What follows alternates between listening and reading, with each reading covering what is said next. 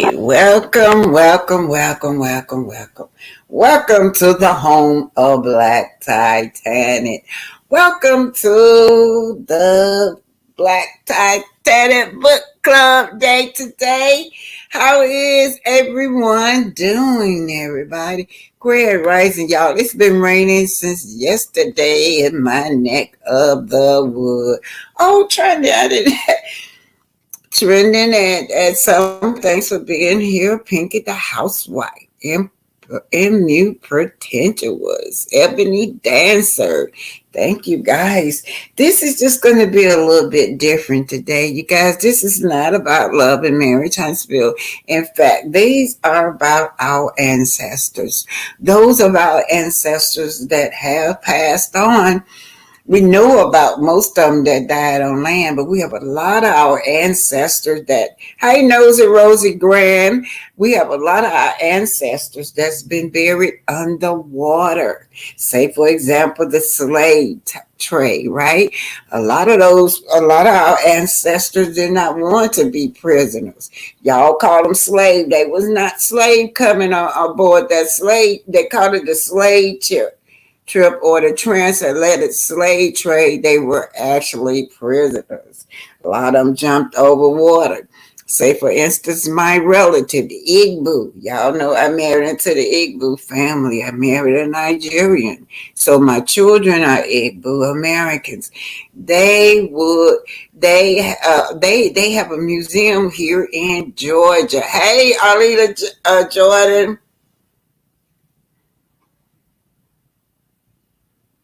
Okay, let's see. Let me see. I just want to see what Arlita said, something to catch my eye, y'all. Anyway, so Arlita Jordan says present and accounted for. That's what we say when information.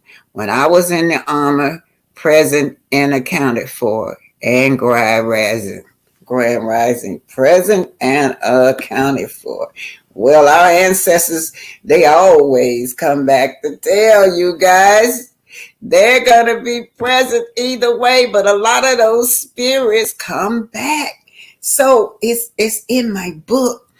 Aunt Linda kept having visions of these ancestors underneath the water. It was just hunting her, you guys. And it was like in 1912 when the Titanic ship sank. At the time, same time in 1912, they named it Lake Lanier now, but it was called a whole town of Oscarville.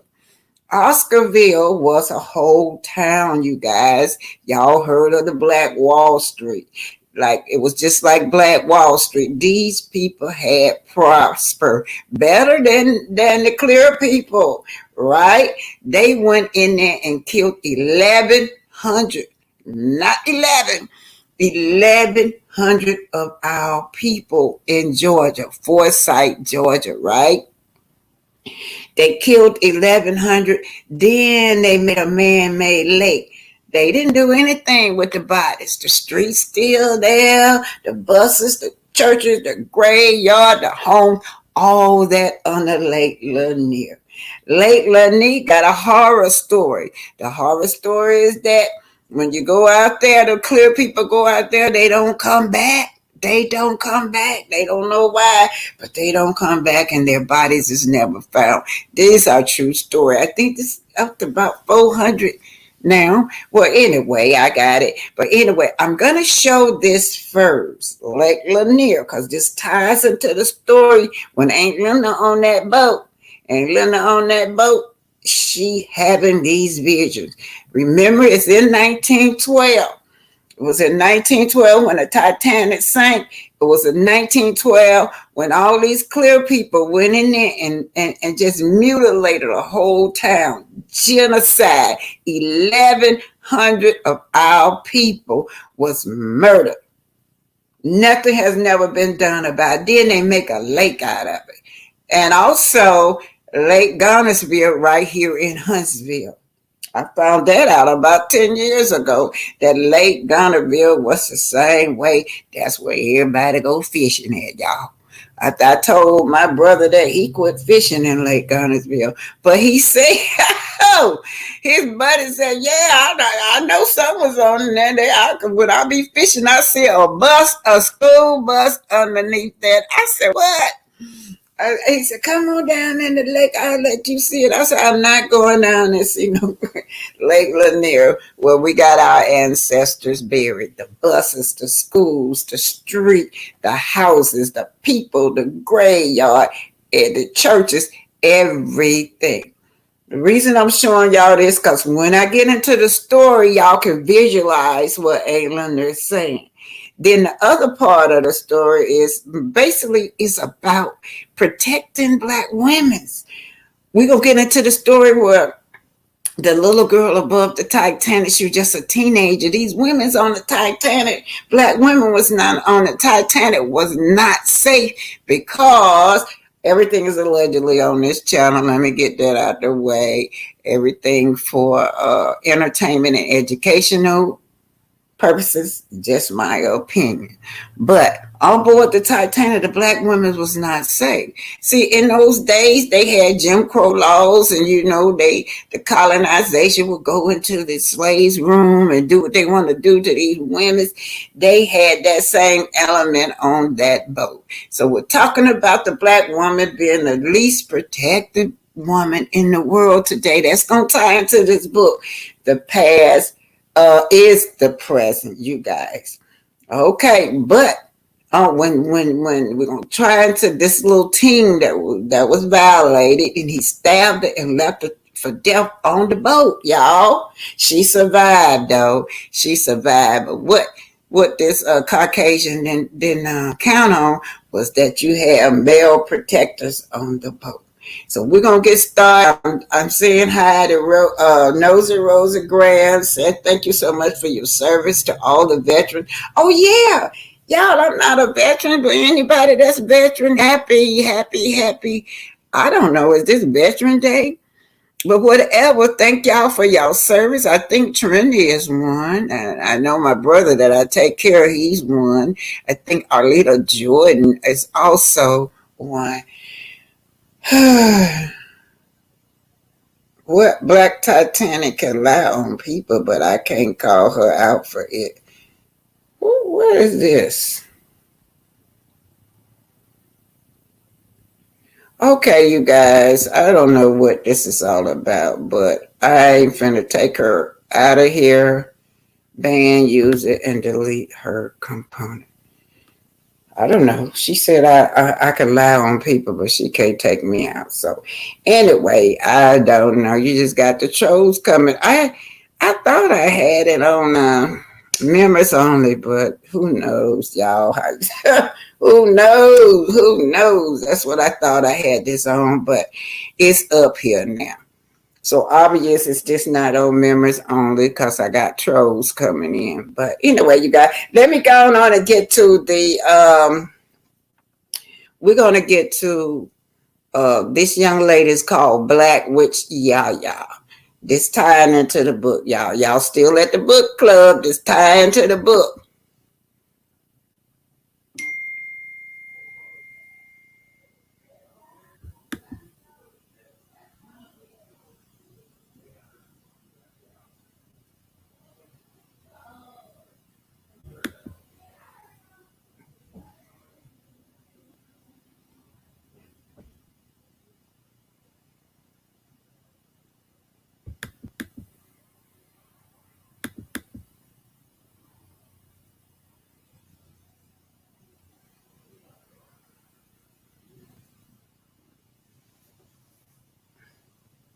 Anyway, hello, lemon makes lemonades. Trending, what? Trending, I sure did enjoy your commentary all this week, girl. You've been hitting it. Anyway, you guys, welcome to Black Titanic. Pinky, why you calling me? I'm on live, Pinky. Hang up. Don't call me when I'm live, Pinky. Here you go. African America aboard the Titanic. Oh, I'm finna shut it off. Y'all got anything to tell me? You can tell me afterwards or put it in the private chat. Don't call and disturb me while I am doing my thing. Put it in the private chat if you got something to tell me. With your walking black Titanic African Cynthia, thank you. Since I have watched you, I learned a lot about black history I did not know. You got Thank you, Cynthia, for the super sticker. Now, before I go into this, you got so many black towns that's underwater, y'all, that y'all probably don't even know about it. Here we go.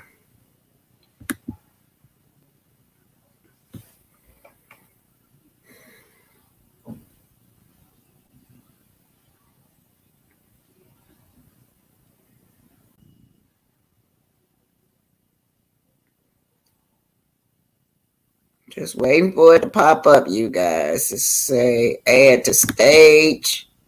Thanks for the super sticker, Cynthia Armstrong, you guys. Thank you guys for supporting this channel. Hey, Justin, Pinky wants you to vision of her ancestors in the water. This was in 1912 too. Lake Lanier is what it's called now. It was originally the town of Oscarville, right? Oscarville was a black town, a prosperous black town, where the colonizers went in there and destroyed them and buried everybody under the water. School buses, church grave, our ancestors, you name it, banks, they buried them underwater. Also in Huntsville, Alabama, Lake Gunnersville. Yeah. When I told my brother about how it was a whole entire black town under that Lake Lanier, he quit. He quit fishing under Lake Gunnersville. When you passing these lakes, when you're traveling, use your third eye and know that those are man-made lakes with your ancestors beneath them. That's those visions that Aunt Linda was having, you guys.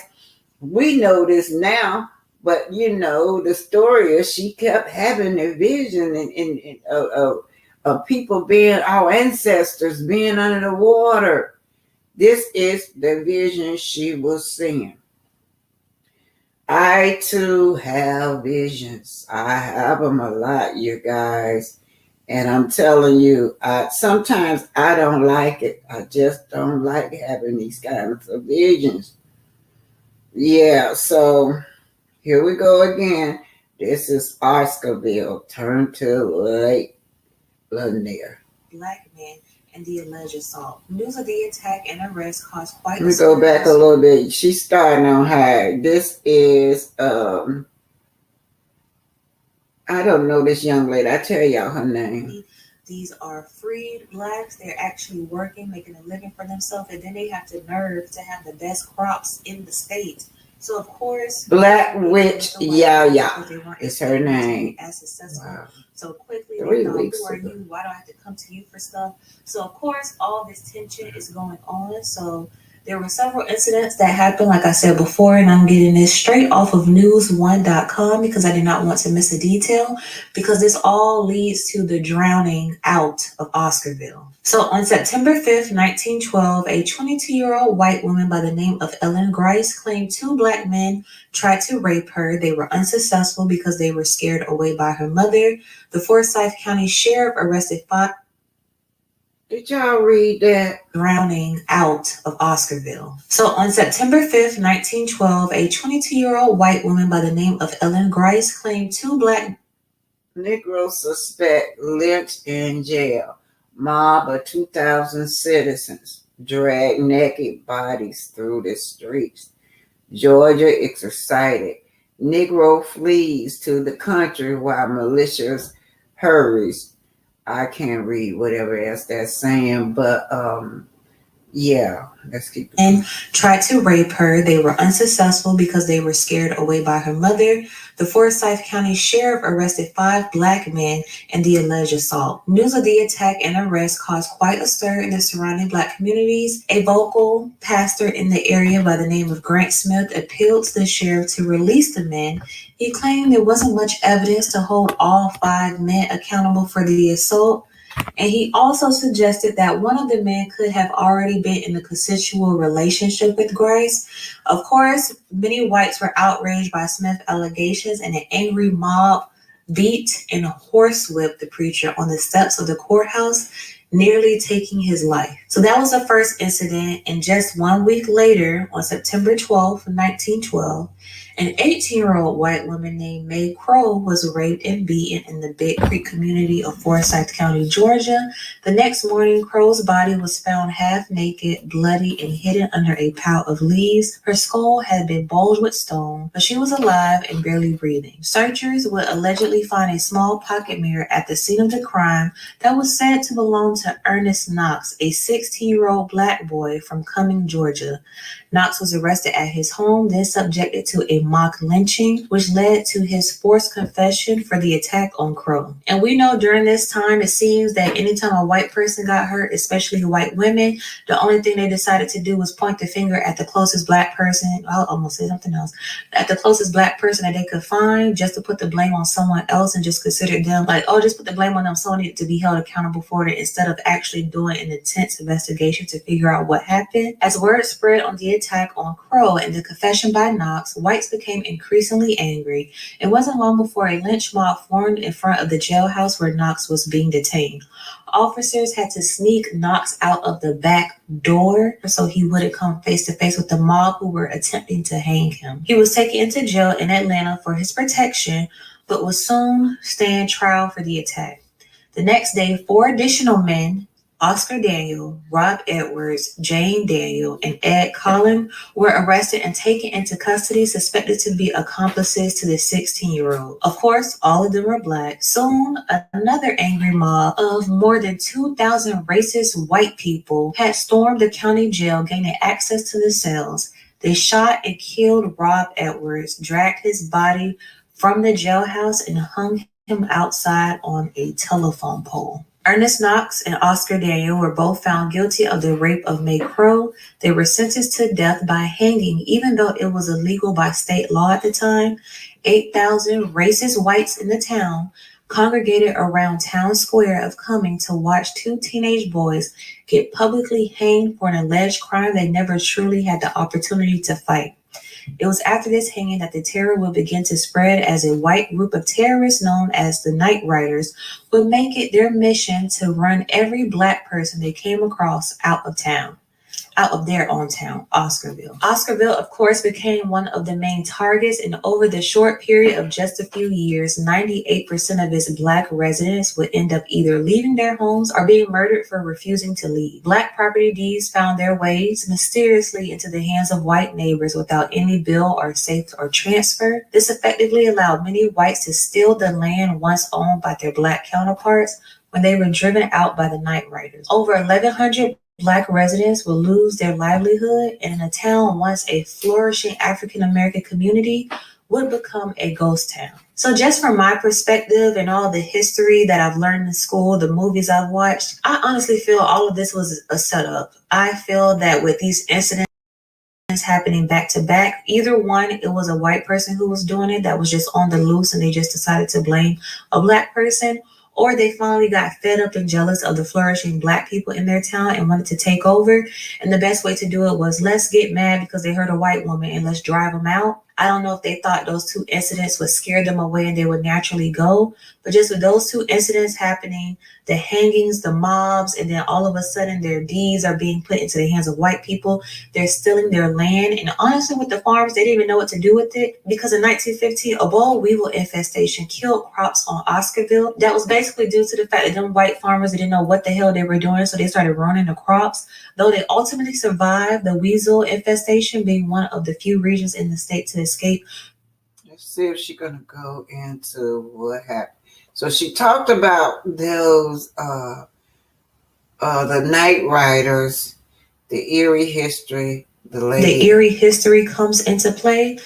I want to pause right here. So we have a town that was filled with flourishing black people making their own, being landowners, getting their footing in the world after being free. Then you have the white people being jealous, hatred, and just flat out racist, demonic creatures. Not, I'm talking about these people that just destroyed their livelihood, stole and just killed them. So that just destroyed their livelihood, stole from them, killed them, and just destroyed everything they had going on. So this is where the Erie history comes into play, because when they flooded out this town, it was a lot of stuff left over. By stuff, I mean the actual community. They decided just to leave some houses up. They destroyed some houses, left the brick houses up. It seems like a rush job. They just tore down whatever they felt like tearing down. The rest they just left it. They thought, hey, it's going to be underwater. Who cares? But let me tell you who cares. Who cares? We cares. And Linda kept having visions of this. You guys, this is why this is included into my book. Let's keep it going now. Who cares? 11 million unmarked graves of people who are still buried underneath the surface cares. So as I told you before, they removed the corpse in the tombstones of marked graves. Who knows where they put them? They said they relocated them. Sure, of course. Okay, I'll believe that. But what about the unmarked graves? What about the individuals that were left in their houses? What about the individuals that you killed and just left stranded there?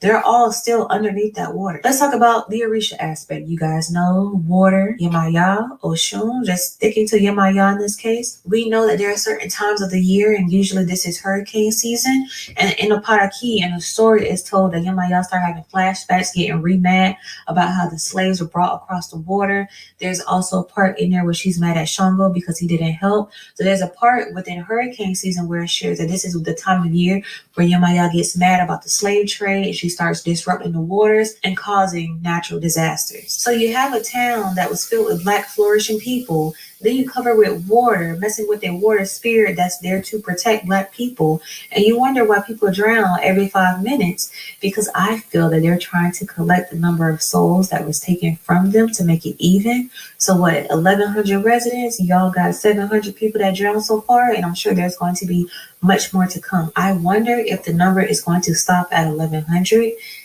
So this is Lake Lanier. That's what's going on in that lake, where they still have a whole town, black town underneath that lake.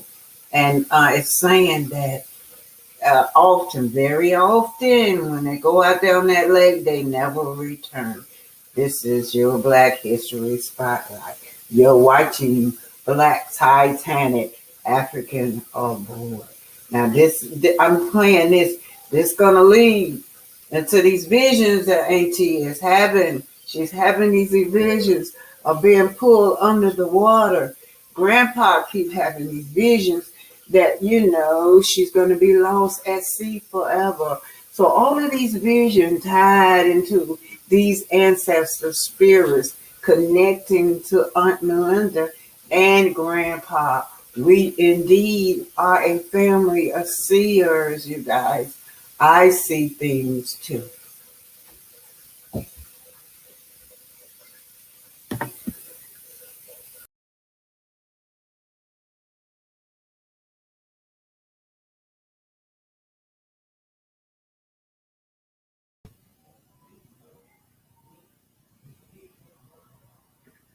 So you see, 1,100. That's 1,100 black souls, y'all. They murdered because they wanted that land that they were on. The land, when they bought the land, they thought the land wasn't no good. So that's how the ancestors got it. But the land was good. They knew how to do everything.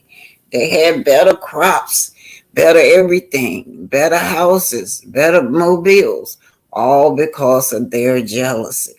I'm going to keep it rolling now.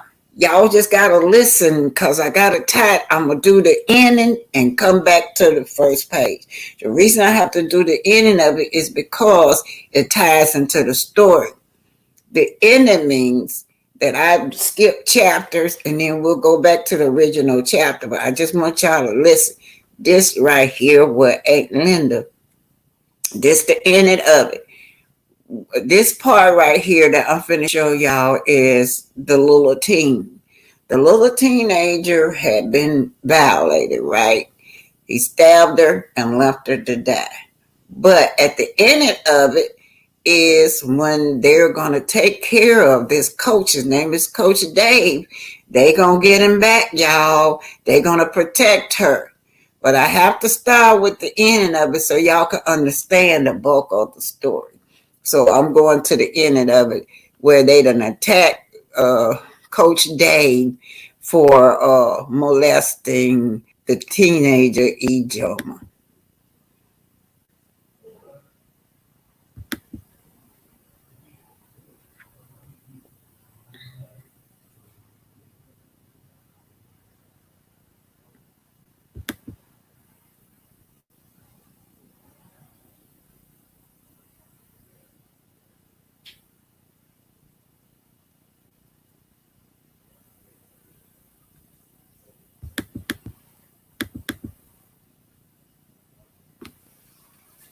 Hey, Nosy Graham, thanks for being a new member.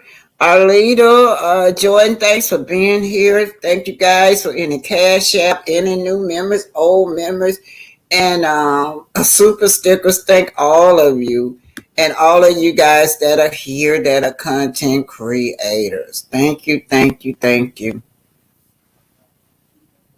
And it's consistent since 1600.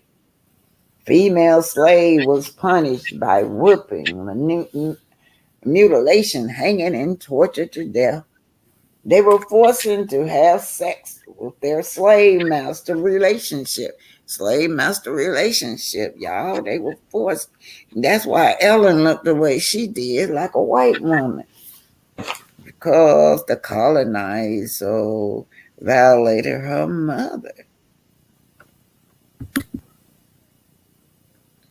Furious at the sight of a black woman as a sexual slave, the colonizer, white wife, y'all, get this, often created problems for the victim. They would beat almost to death. That the white knew about that black woman, that he would go into her room, so she would take it out on the black woman. Now, I know there are some black men like Ernest who will protect and rally around black women. He will rescue the black female. In the meantime, Elena looked it up. She saw Ernest. He rushes towards the officer.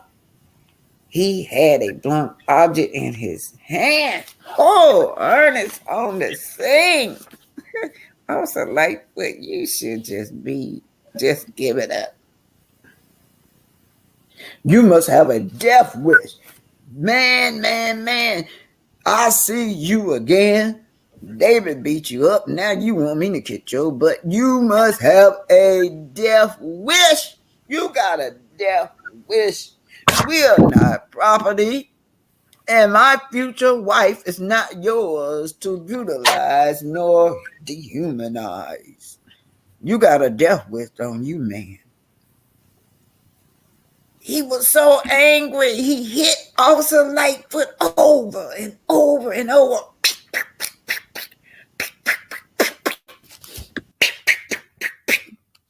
He was beating the hell out of Officer Lightfoot. Officer Lightfoot got beat up again, this time by Ernest. Oh, boy. He hit Officer Lightfoot over and over until he broke his jaw. Overall, it was a sad story. Ernest remembered the shame. He started remembering the shame that his own mama had to bear from the many nights the slave were violated his mom. He yelled, I ain't forgot. He had broke that man's jaw, y'all. He broke his jaw. Yeah, Officer Lawfoot's jaw was broke. He beat the hell out of him. Yeah, he said, I haven't forgot. And he snapped the belt from Officer, remember? He had that belt getting ready to hang. Melinda. Ernest just snapped the belt from Officer Lightfoot.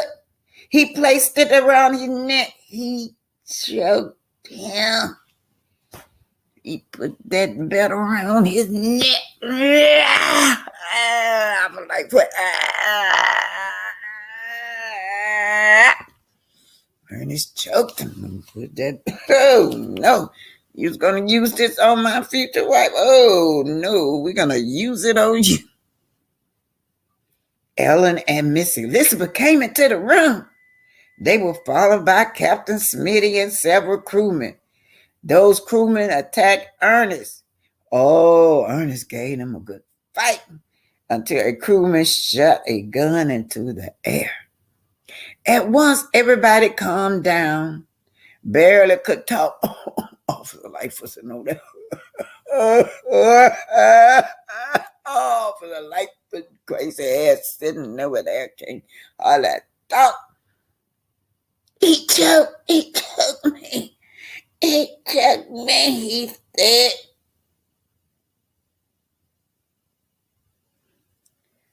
Arrest this man. Arrest Ernest, he said.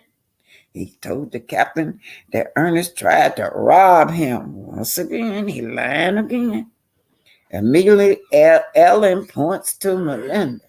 She had this look of fright on her face looking at Melinda. It was so frightful looking, so sad. She had a black eye and bruises all around her neck.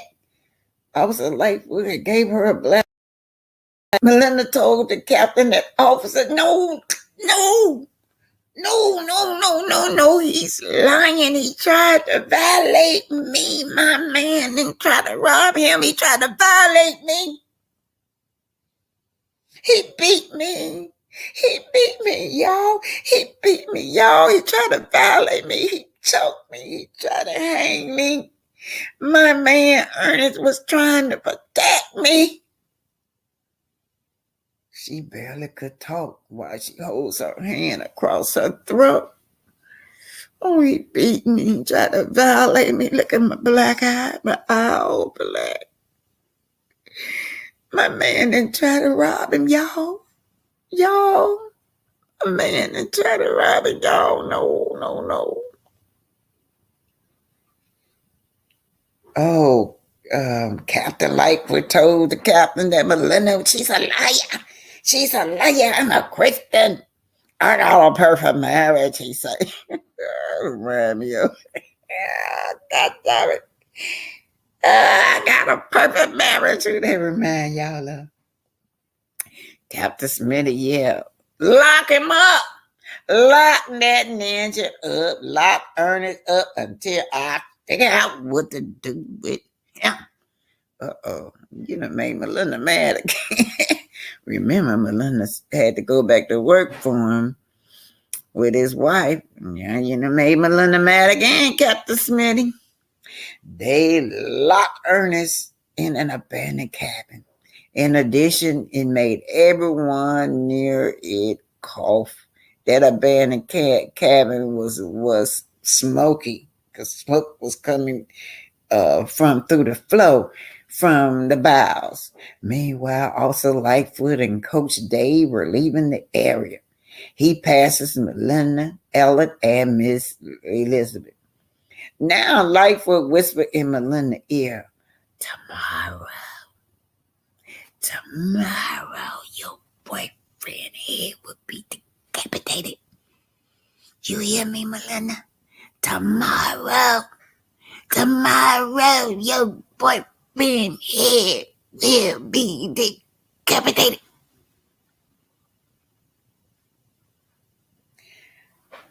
You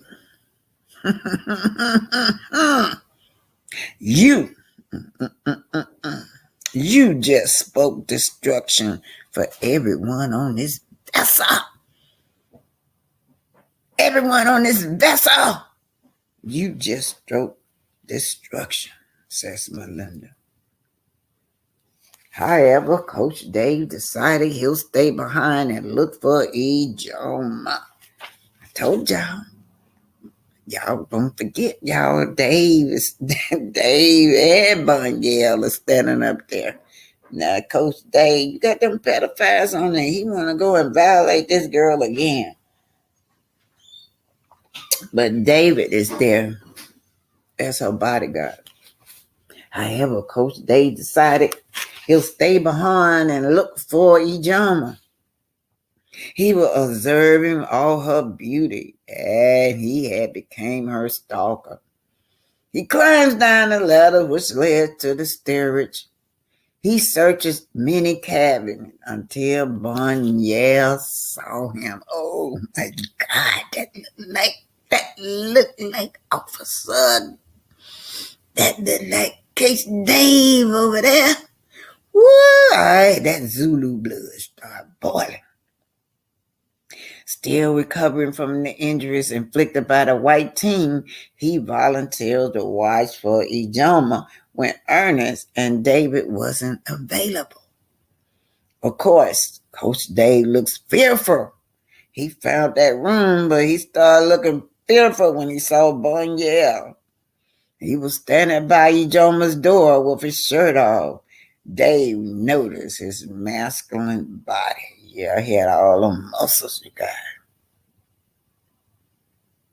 You ain't nothing but a creep, old man. You are a creepy coach. Bunyell, yeah. He didn't hesitate to throw a blow at him. He just couldn't stand this man. Of course, Coach Dave got one hell of a surprise when he realized that Bunyell had pro fighting skills. He wasn't gonna beat this teenager. He wasn't gonna beat that teenager nowhere. The team was too fast for him. He was a kickboxer, and his footworks were explosive. Yes, that's why y'all know that he was a he was a kickboxer, and yet, well as his foot thing was explosive because he was used to playing soccer. They threatened to have Bunyell deleted for beating on him. Yeah, Bunyell was beating him. He was kicking him, doing only kickbox karate moves on him. You a weak savage. You ain't nothing but a savage. You're weak, man. You're weak. Get up. You will never violate a black girl no more. Get up and fight with your weak self. Get your butt up and fight me. Fight me like a man. You will never violate another black woman again. Get your butt up, your weak self. Without a doubt, his soccer instincts keep in. With great speed now, he uses his scissor move. He takes his feet and flip the coach to the ground. Yes, he took his feet, y'all. He did like one of them somersaults with his feet. His foot grabbed Coach Dave's neck and flipped him to the ground. You weak, man. You weak. Get out, man. Get out, me, ninja. Get off of me. Get your butt off of you. Get off of me. Get off of me. Get off of me. Coach Dave yelled as he struggled to free himself. Then he broke loose. He attempts to run, but Bunyell kept him in the hind leg. He falls. Of course, Bunyell drags him down the corridor. He started dragging. You so weak. You're a weak motherfucker. You're a weak motherfucker. I can't wait to have you hung, Dave screamed. I can't wait to have you hung, ninja. You're gonna hang, you're gonna hang, you're gonna hang, you're gonna hang. Yeah, he was talking shit while he was dragging him on the floor. However, Bunyell is enraged as his cold-heartedness. He stayed silent as he took his foot and kicked him in the rib. Dave's rib cage was crushed, and his lung collapsed. He was deleted. While Ijoma and her grandmama Anna observed him take his last breath. The notion that Coach Dave had violated Ijoma got no sympathy for nobody. Ijoma watched him take his last breath. Wrap him up! Throw this creep overboard! Throw him overboard! I mean, throwing overboard right now!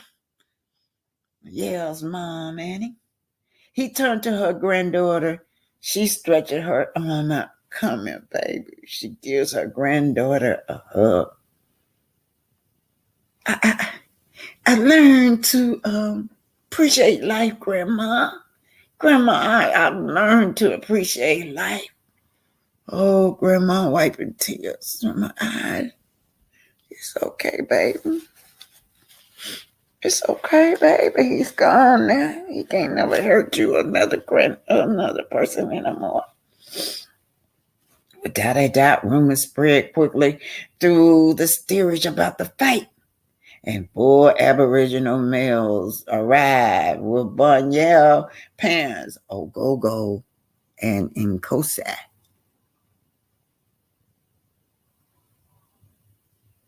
Dave defeated himself with his evil ways, said Ngosi to his son, son, you did the right thing. That man defeated himself. He was so evil. What's more, you did.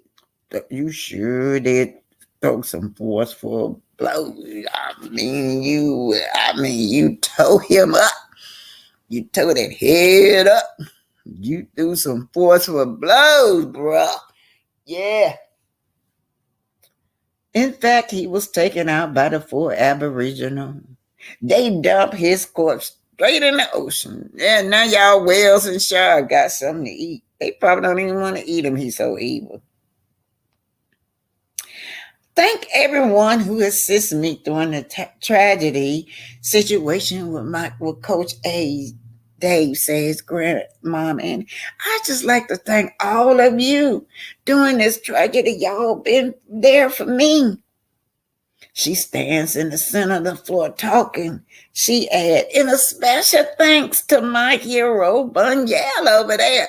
Yeah, that young boy over there. He stood up and he protected Black woman. She hugs him.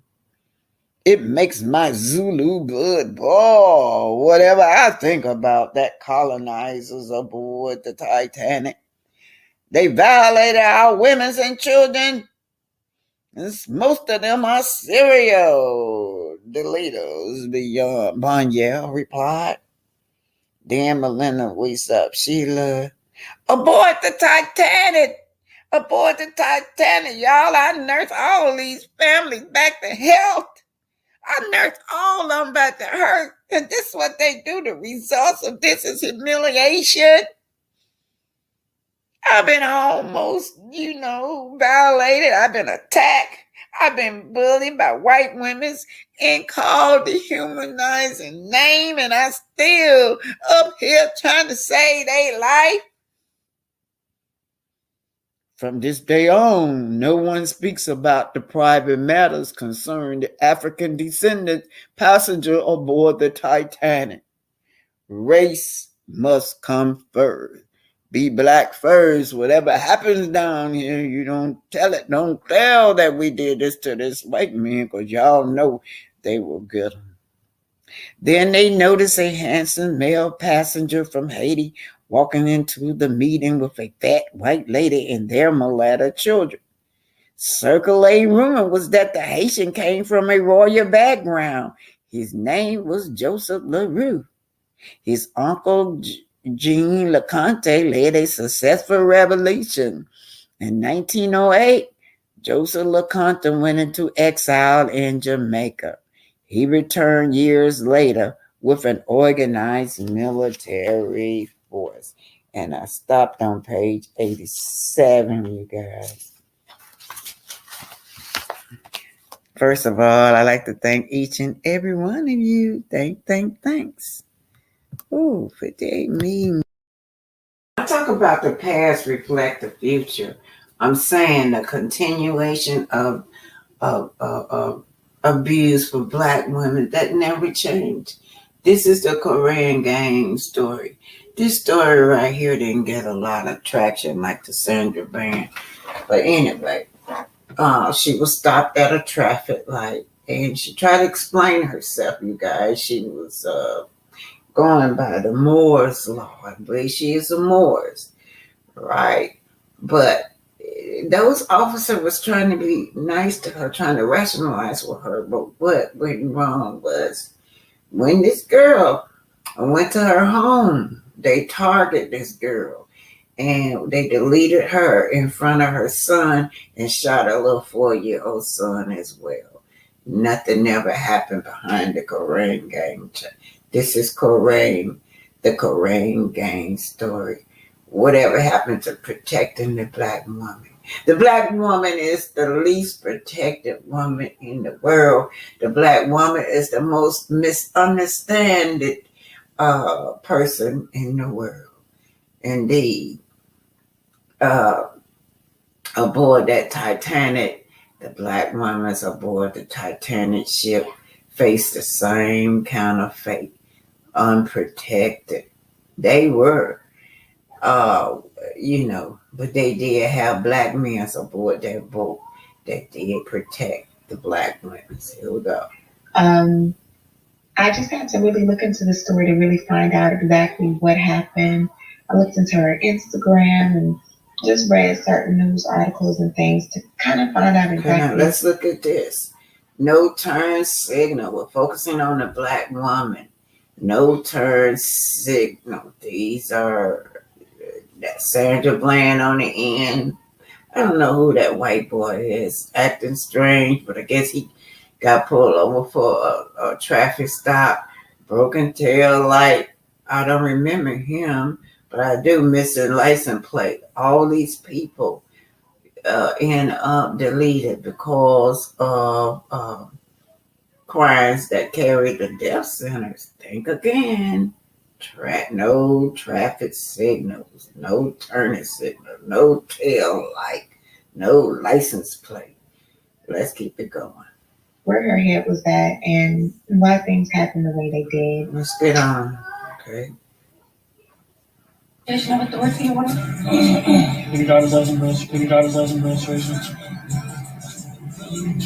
I free to go? Is there a crime being committed? So you do something normal. Stay on the driver's license. You don't have a tag. Okay, who are you? I am the Baltimore County Police Department. Okay, so you. I am the Baltimore County Police Department. Okay, so let me inform you of who I am. I do not participate in any of you guys' side laws and things like that. I don't participate in that. You are not, I don't participate in that. You are not authorized. Let me see if I'll have to arrest you. And I don't know what you're going to do with your children. I'm sorry. Yeah. You're going to arrest me for what now? I have to be able to identify. You don't have any tag on. Sir, you have delegation of? Sure. And a delegation of authority order. And then what do you mean by your driver's license? Listen, I already told you I don't participate. Police officer. Yes. Okay, right here she is under the Moore's law.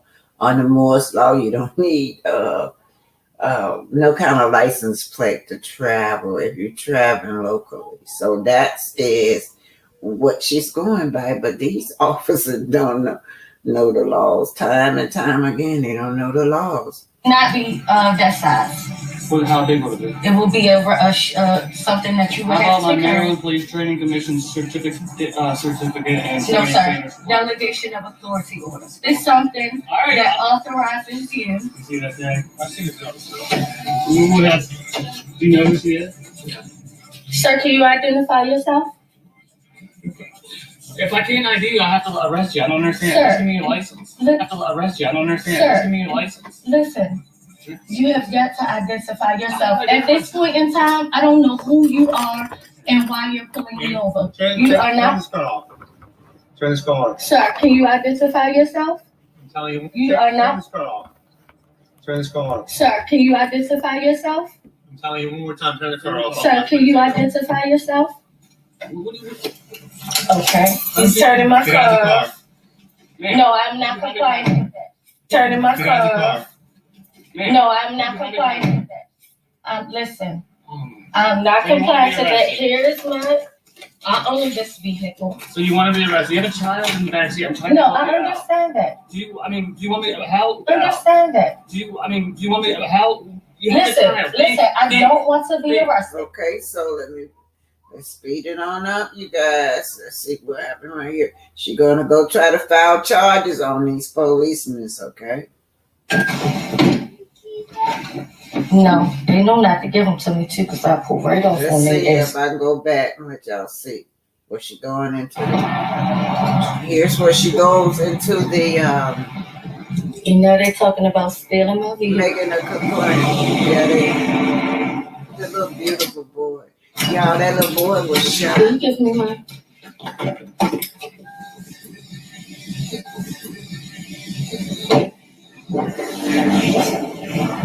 I don't have my information.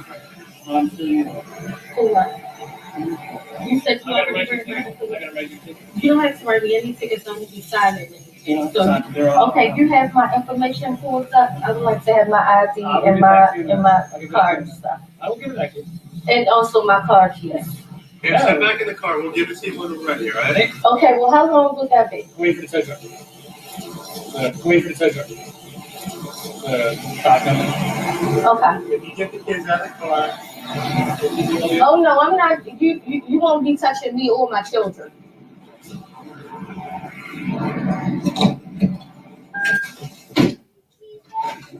No, they know not to give them to me too, because I pull right off on their asses. Very beautiful girl. Let's keep it rolling. It's just showing y'all what happened, okay? It's so long. So she did go and make a complaint, right? Let's see what's happening. In jail, and I never will go. You guys will take me away from here in a body bag. Look at me in my eyes. You guys are gonna take me away from here in a body bag. I promise you. Listen.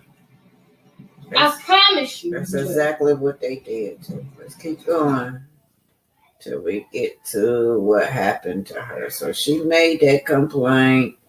I don't know if it's on here, y'all. Let's see if this girl got it.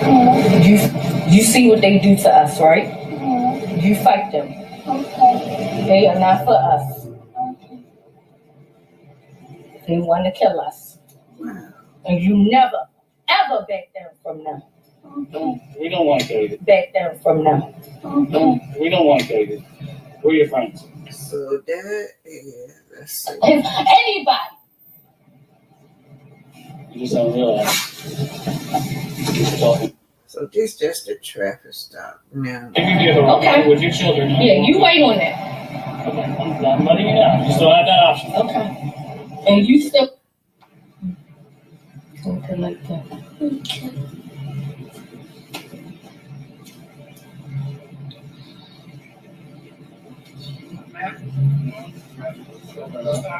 Let's move her out. Let's move her out. And we survived the baby, Exactly. I'll put her down. Hey, come on, You got that option already?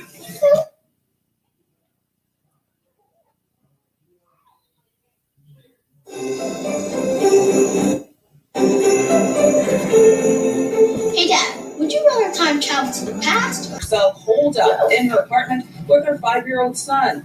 With the devil at my door.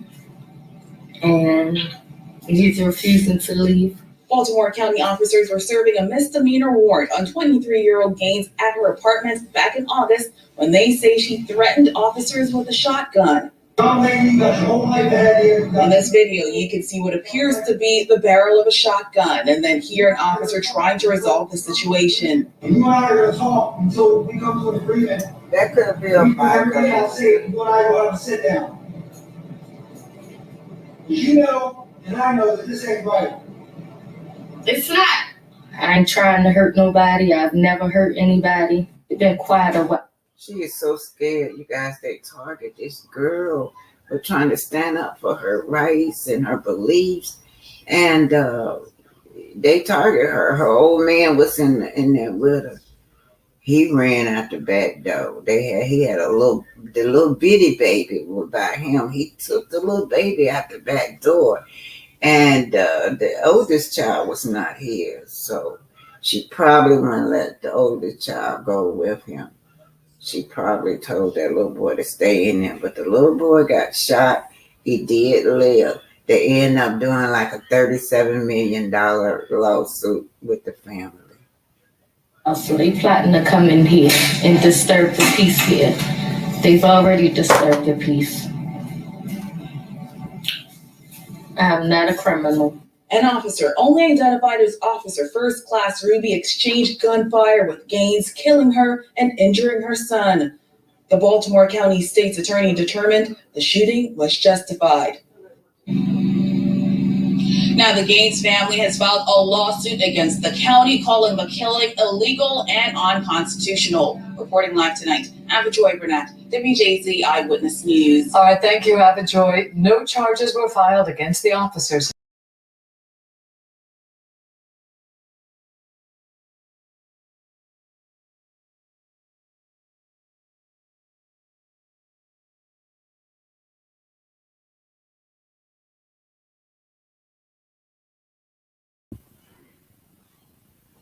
See how the past reflect the future with Black women.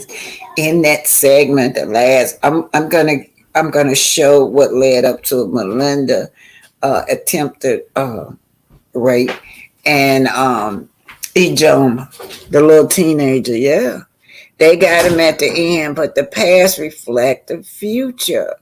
Our Black women have never been protected, you guys. We've never been known as a protected species. Anytime something happened to us, we was made out of a boogeyman.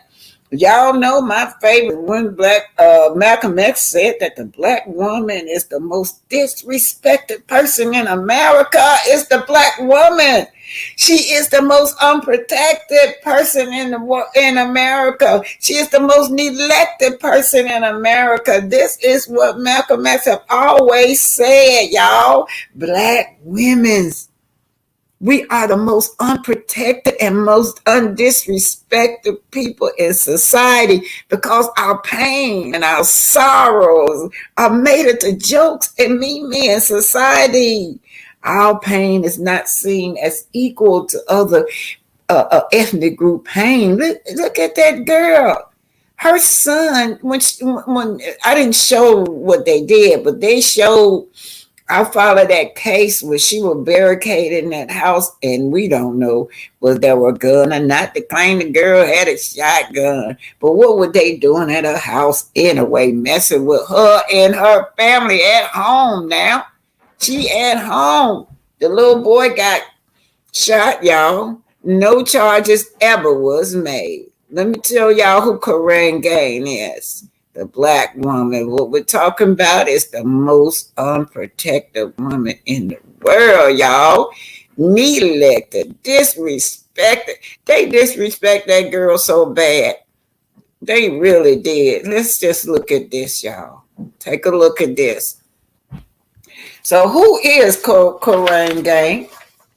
Corinne Gain was a 29-year-old hairstylist and the mother of two young children. On August the 1st, 2016 now, Baltimore County police officer arrived at Corinne's apartment to serve a warrant for a traffic ticket, y'all. They had to make up something, y'all, to go in there to delete this girl. Who serves a warrant for a traffic ticket violation? Who get murdered for a traffic ticket violation? Police said she pointed a gun at officer who retreated and called in the SWAT team. They just lying. Did y'all see that girl point a gun at those officers in that car? They said that she pointed a gun at them, and so they sent a SWAT team to her house, resulting in nearly 6-hour standoff that resulted in her death and the injury. They shot her 5-year-old son, Cody. That boy was smart. That boy was in the hospital. That boy told everything. That little baby could talk his head off. He said that police looked at him. And he said no, and the police shot him anyway, allegedly. Police were not wearing body cams. Why? And the only footage from the standoff were from Corinne's recording. Now look, if she didn't have that recording in her house, we wouldn't have knew nothing. Not nothing. They would have had to just do their own police report, which they did though.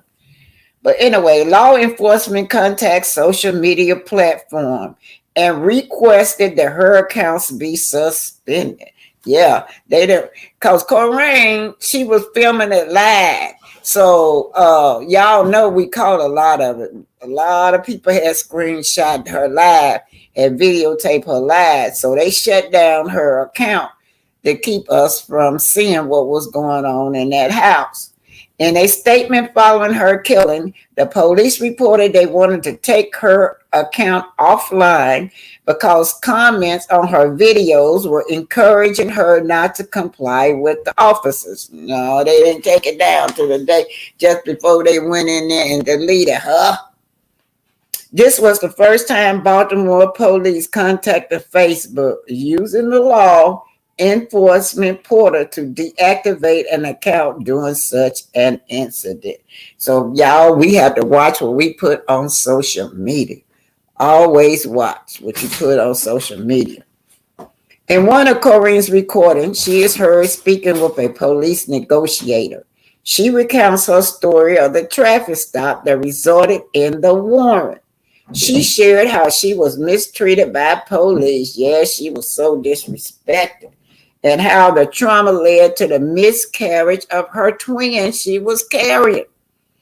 In that same conversation, Corinne said she believed the officer at her front door were trying to take her back to the precinct where she had been mistreated. Now, y'all don't forget, that gal was scared coming off that Sandra Bland case too. And a whole lot of them, they just take them down and they be deleted right there in the and tortured right there in the jail cell. She was scared to go back to that place.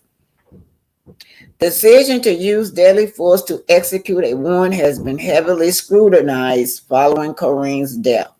Many also question why the Baltimore Police Mobile Crisis Intervention Team, which pairs a mental health clinician with a police officer to provide emergency response to person in need of crisis intervention. So she might have, the girl might have been suffering with some mental health problems. I mean, being fearful of the police is a great need. It's justified in our community. You watch so much of our family members be deleted by these race soldiers till when they pop up, that's the first thing coming to your mind. Am I gonna leave here alive today? Anyway, they were never called. No kind of crisis was never called to de-escalate a situation in which a woman was clearly articulating fear and anguish, y'all. And they didn't even see the little boy. They didn't even see the little boy as a baby, as a child, y'all. They don't see our children. They don't care how young they are. They could be in the darn baby bed. They'll still delete them. They don't see our children as all. As often happens, the county prosecutor ruled the shooting justified and no charge was ever filed against those police officers. Corinne Gang family sued Baltimore police. I think they got $39 million from that, you guys. But I'm sure mom would rather have her daughter back any day. But she had a little baby now. When that went down in that house, the boyfriend was there and he had a daughter by her and the son was by somebody else. The man took his baby and ran out the back door. Now, according to what he said, he tried to get her to run out the back door too, but she wouldn't go and she wouldn't allow him to take the other son that got shot. So indeed, you are watching the Korean gang stories. Whatever happened to these black women? Now they own the Titanic. You got the same element of race soldiers or white races above the Titanic, and these black women's black children was just not safe. I'm moving it. I'm gonna keep it moving on along so y'all can understand what happened to the women's on the Titanic. I'm keeping along, moving this along, you guys. Yes. The next video, we're going to start with the beginning of the page that I told y'all to watch. We're going to start, I think, page 80. I'm going to begin on page 87. I'll put the framework on for y'all can visualize what's going on. Always tie that into the future. This is just the framework so you guys can visualize the story as it goes along.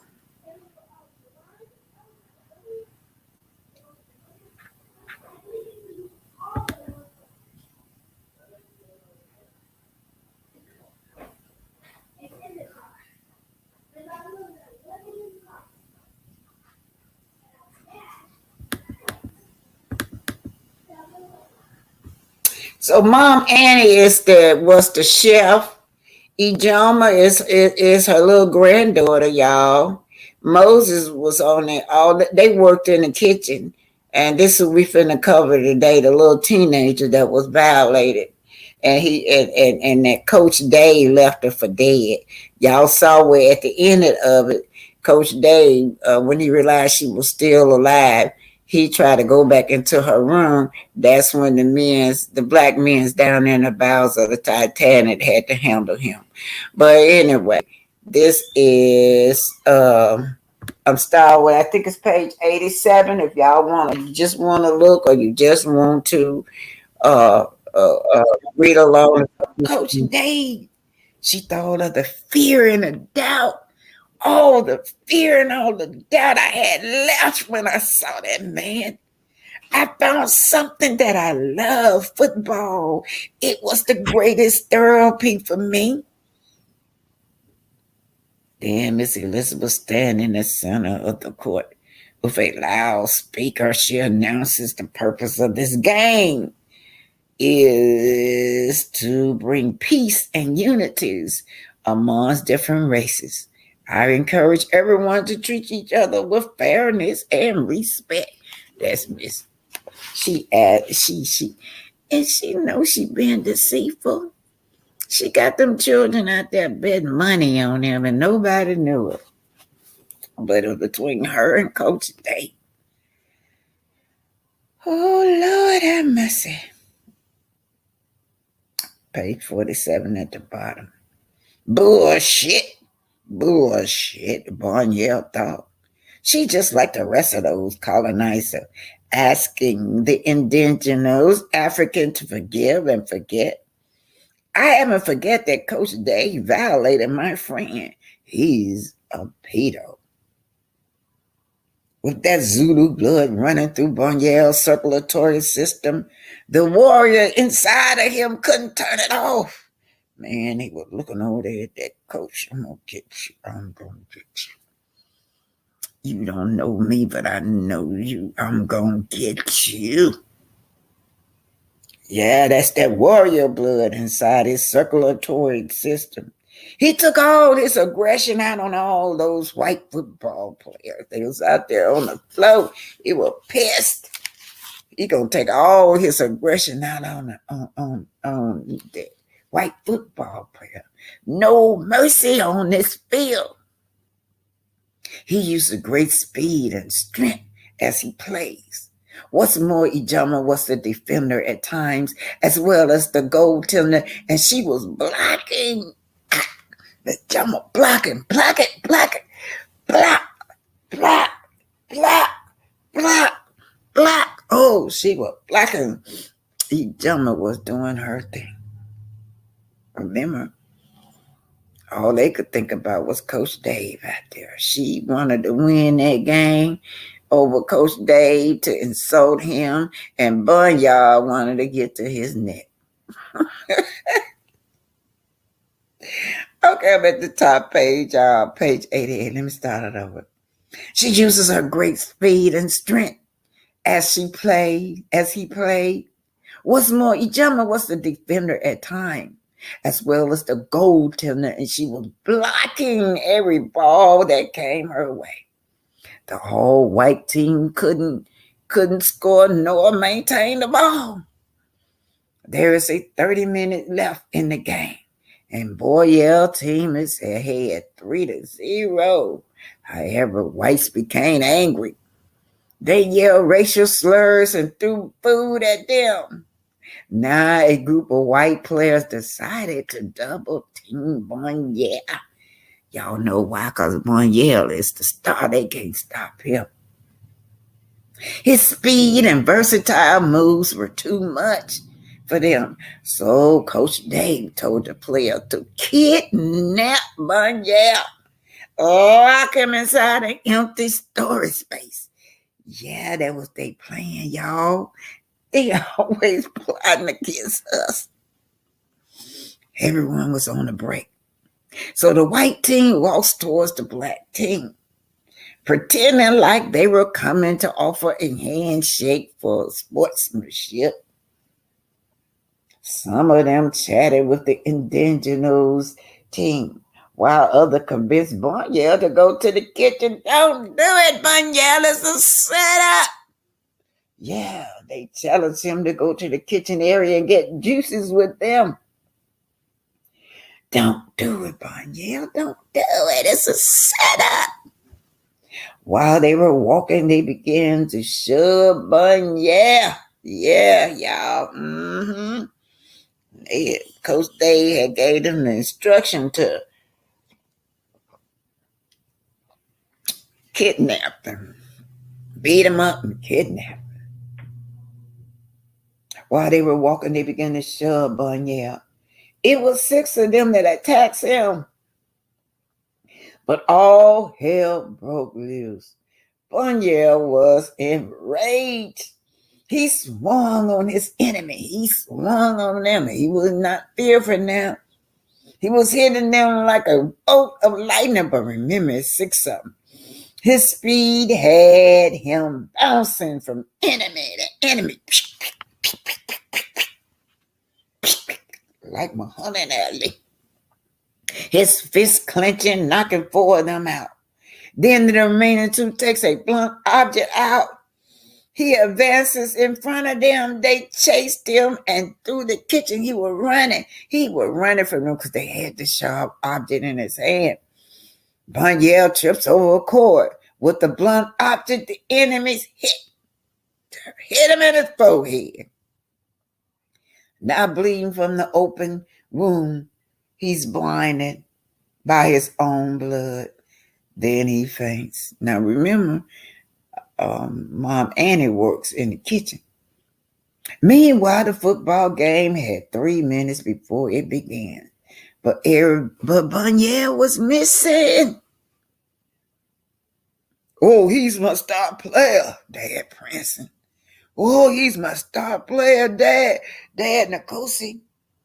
He must be in the bathroom somewhere. Where is my son? He's my star player. We only got 3 minutes left to go. Dad, I saw my brother walking towards the kitchen area with his opponent. I overheard them offering him some juice. My grandmama and I work in the kitchen, says Ijoma. I am familiar with the area. So Nkosi instruct Canasil to finish the game. Now that she was the underdog. Y'all know this was an all boys team, so they didn't count on the underdog, which was the girl, the sister now. The sister just as bold and even better and faster than the brother. All right. You got to finish the game and go see. I got to go find my brother. Get started. I got to find my son. And if we're not back in a timely matter, your mom got to place Bunyel. The mom, that coach, ain't nobody. That team don't stand a chance now. Mom getting in that game. They might as well say it's over with.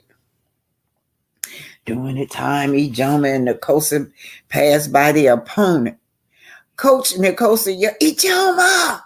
Ijoma! Ijoma! She's yelling to Nkosi. She yelling, look, there go those white guys that your son left with. She points. There they go. There they go right there.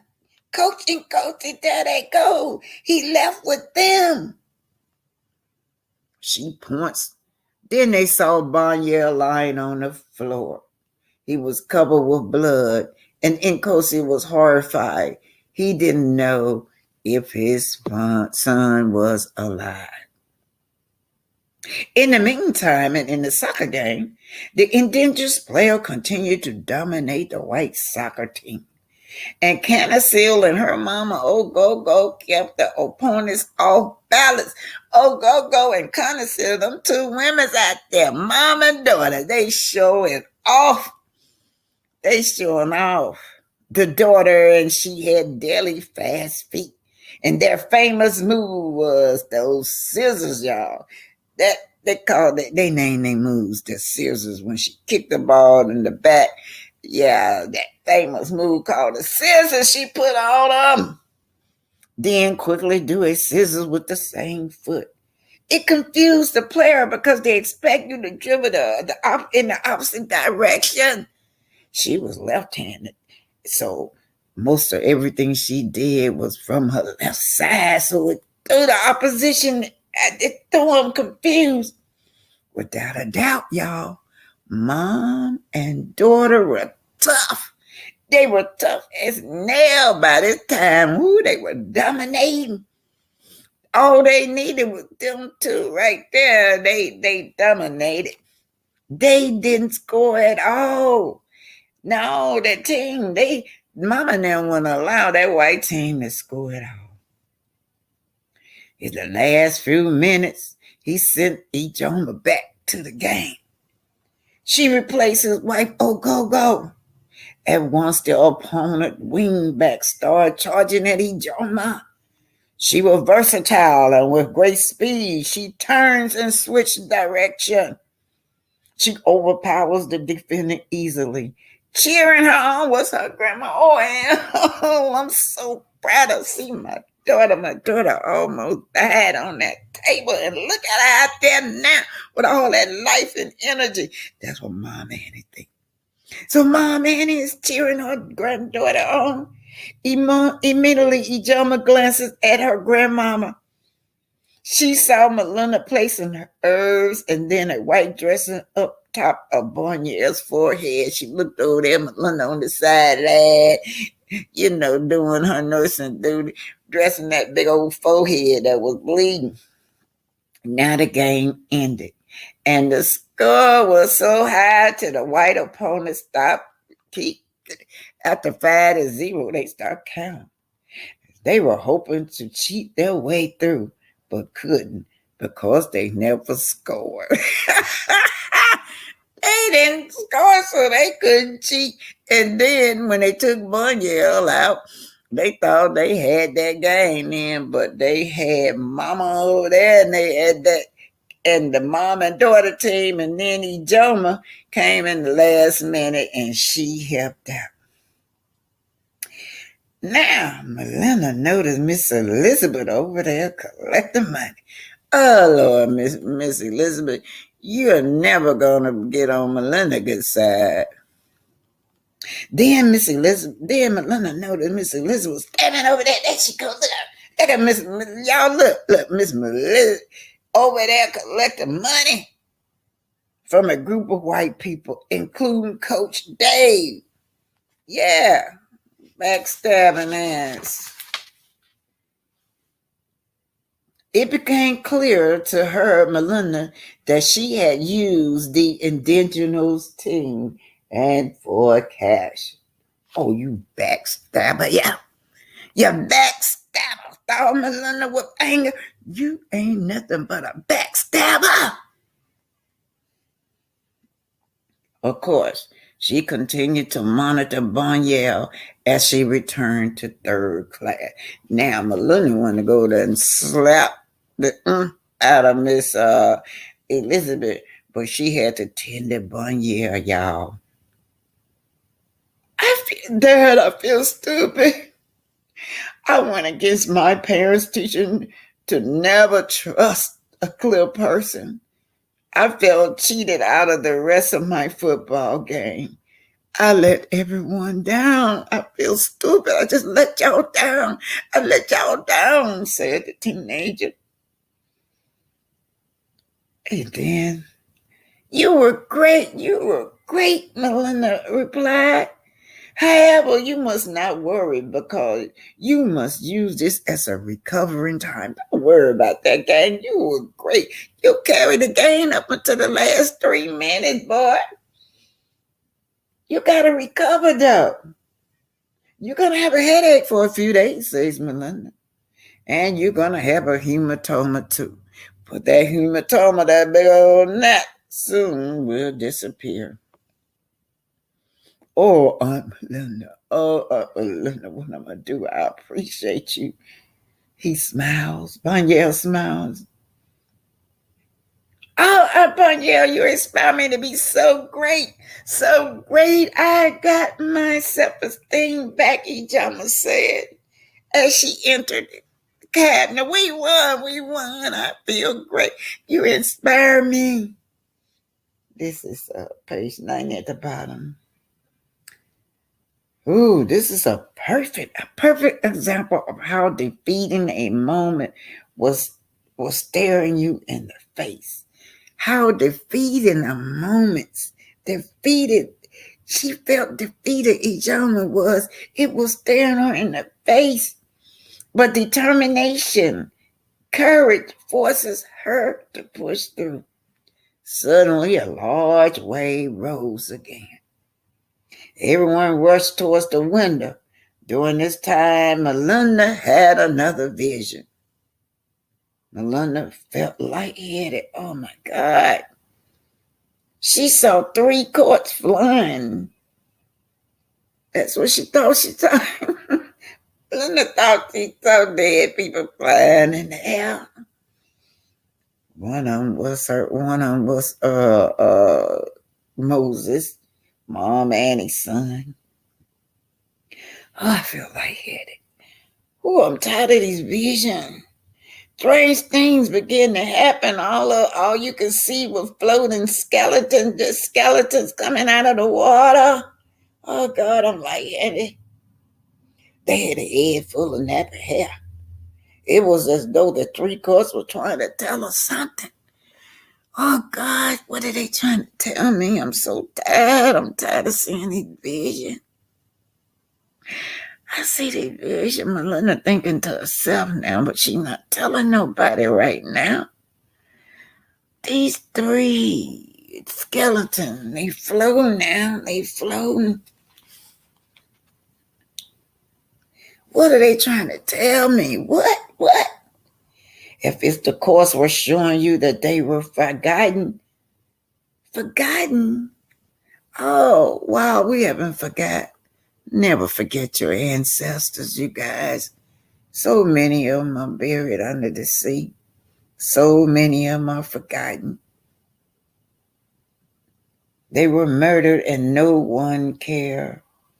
Women, men, and children buried under the ocean floor. And that one, we have whole neighborhoods right today buried under the ocean floor, under the lake. They put a little lake over it. You got Lake Garnesville right there in Huntsville. You got a place in Georgia, Lake Lanier. So many of our ancestors is buried on the ocean floor. Oh God, I'm frightened. What do they mean? What do y'all want? What do y'all want with me? What do y'all want with me? What do y'all want? I'm feeling lightheaded, and I just keep seeing these visions. What? Tell me, what do y'all want with me? As she was explaining her vision, suddenly the three courts take Melinda underneath the ocean and grab her.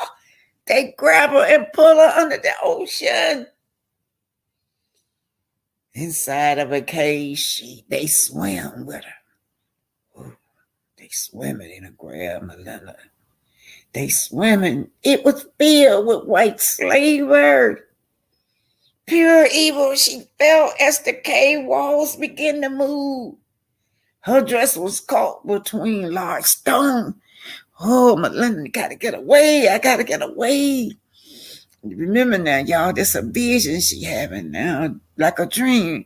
I gotta get away. My dress caught in the stone under the water. Soon the cave began to fill with water, and the white slaver was trapped inside with her. Of course, Melinda tried to escape by tangling herself. She entangling herself. Oh, she was gasping for air. I'm afraid.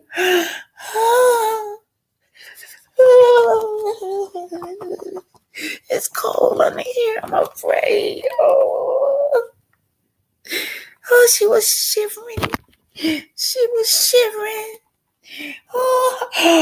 I can't breathe. I can't breathe. I'm afraid. At once, David jumped over a crate. He rushes toward Melinda. He hugged her. So what Melinda had actually, she really had jumped into overboard, you guys. That vision caused her to jump overboard. What happened? What happened? David asked. She replies, Dave, I had a vision. She decided to tell him about one of her visions. She asked, 30 feet in front of me was my ancient ancestors. They were gazing at me. Then they formed into a pyramid shaped like an iceberg. Wow, that's brilliant, said David. David was like, wow, that's brilliant, but Melinda was still shaking with fear. I understand, says Mom Annie. Don't y'all be afraid. Those are our ancestors. I understand. You must understand. They were here to collect us. They didn't die. Their spirit come back again and again and again. Because, see, the ancestor knew their fate. They were coming to collect them, take them to their world. Again, I overstand. Notice I said overstand, not understand. Understand means you don't get the meaning of it. You still dumb. Overstand, right? It's overstand. You're intelligent. You understand it. You know, you overstand it. Seems like this was what my brother Alexander was warning me about, Melinda said. Could it be? Yes, could it be what my brother is keep warning me about, Alexander? Hey, Melinda called Ernest and David. Ernest and David, could y'all just look out for each other for me? I got so much on my mind. Escort her into the cabin. Known for his physical strength and bad temper, hot temper, David was asking to be the team bodyguard. Remember now, Coach Day is the pedo that violated her. And once again, he pissed off because she was on that team that beat him. So that's why Melinda did not trust Coach Dave. David, you're going to have to be her bodyguard. What's more, Titanic with all his beauty, all this beauty around us, Hell, rich, clear people without morals and integrity, y'all. Even the captain as well as the officers, they was womanizer. All of them was womanizer. They had prostitutes aboard there to satisfy these men, these married men. They were sneaking her relation with the so-called socialites, which was just another name for prostitute. On this night, Melinda was helping Ernest set up for their another engagement party. You know, they're in love. They just want to celebrate. She was rolling a cart and coming from the kitchen with a large homemade cake that Grandma Annie had baked it earlier. Grandma Annie sent her to the kitchen because she decided to stay in the cabin with her granddaughter Ijoma. As Melinda arrived inside of the gym, she heard voices. Remember, ain't nobody in the gym. Here we go again, y'all. Well, look at all this beauty, said Officer Lightfoot. Officer Lightfoot won't need. Officer Lightfoot, it didn't work the first time. He gonna try to violate Melinda again. He approaches her with a cast on his left foot. Remember, he had got shot in the leg. He had got shot in the leg. But when he escaped, when they had that confrontation aboard the Titanic, when they were looking for David now, so he got a cast on his foot. Melinda heard he had gotten shot in the leg during the ambush. In the meantime, he rubbed his fingers across the top of the cake. He licked the cake frosting. Now, she want to throw that whole cake away, y'all.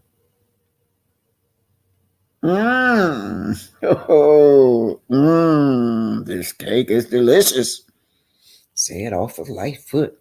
And by the time I get finished eating it, your clothes should be off.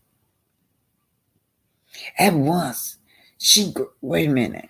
No, hell no, said Melinda. This is my engagement party. What you mean? What do you mean? What do you mean, take my clothes off? Melinda frowned. She frowned as the officer grabbed her butt, pinched her butt. You're a creep. Get your creepy hands off of me. Get off of me. Melinda turned and she spit in his face. I mean, she dig down deep.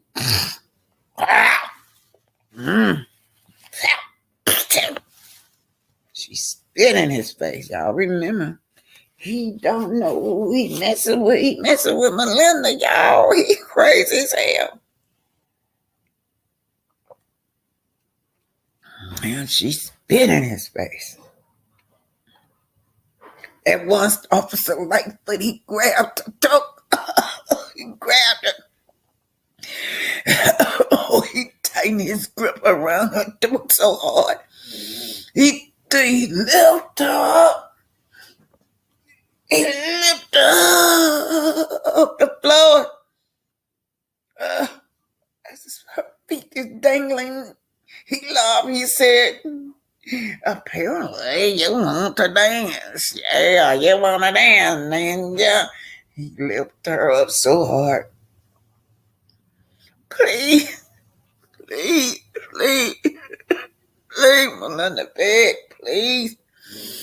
Her eyes started rolling back in her head. Oh, her eyes was rolling back in her eyes. He was choking her till her eyes started rolling back all in her head. What should have been a celebration ended abruptly as Melinda managed to deprive Officer Lightfoot hand off her neck. She had them long nails, not no false fake nail. She dug and she dug till she dug and dug till she tried to release his hand from his neck. His hand was bleeding. She screams. Officer Lightfoot takes his belt out of his pants. He told Melinda he was going to hang her. Yeah. Of course, the least protected woman in the universe is the black woman. 2016, y'all. The shooting of Corrine Gaines was wrong. She was accused of failing to appear in court from a traffic violation. A SWAT team opened fire on her. During this time, they shot her 5-year-old son. Without a doubt, it's clear that her boyfriend fled the scene with his infant. He leaves her unprotected and alone, y'all. Do y'all remember this story of Corrine Gaines? Outrage that another black woman sparks a national attention. Y'all remember Sandra Bland talking about the least protected woman? This was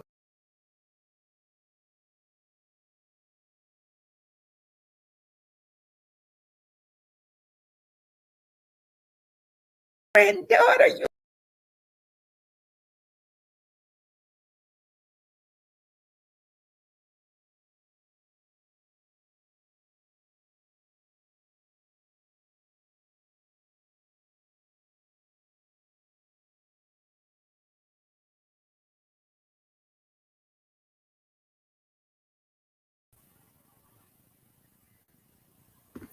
So y'all see how the past tie into the future, you guys.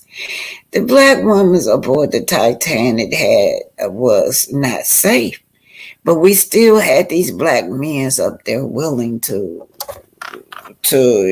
protect them.